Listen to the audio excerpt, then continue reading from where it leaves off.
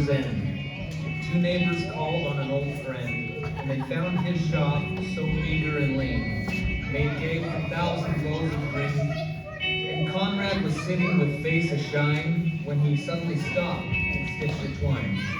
He said, "Old friends, at dawn today, when the cock was crowing the night away, the Lord appeared in a dream to me and said, 'I'm coming your guest to be.' So I've been busy with feet astir, strewing my shop with branches of ferns. The table is spread and the kettle is shined, and over the rafters the holly is twined. And now I'll wait for my Lord to appear, and listen closely so I will hear his step as he nears my humble place, and I'll open the door and look on his face." So his friends went home and left Conrad alone, for this was the happiest day he had known. For long since his family had passed, and Conrad had spent many a sad Christmas day. But he knew with the Lord as his Christmas guest, this Christmas would be the dearest and best.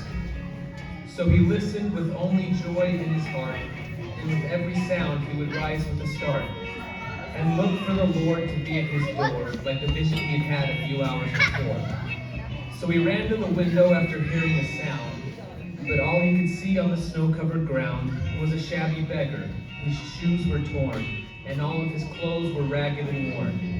But Conrad was touched, and he went to the door, and he said, "You know your feet are frozen and sore.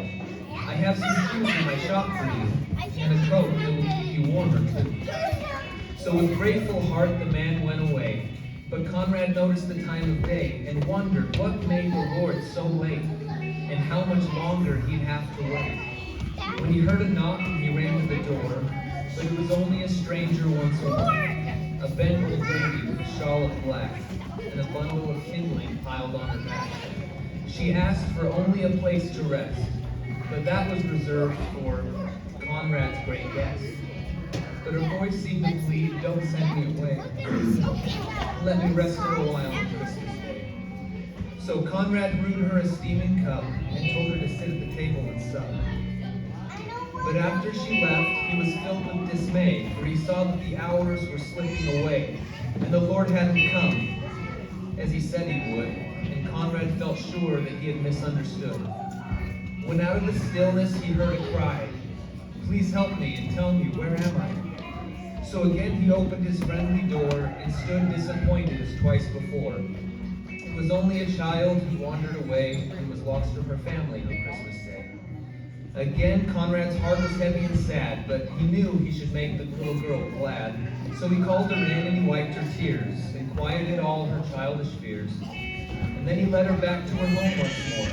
But as he entered his own darkened door, he knew the Lord was not coming today, for the hours of Christmas had passed away.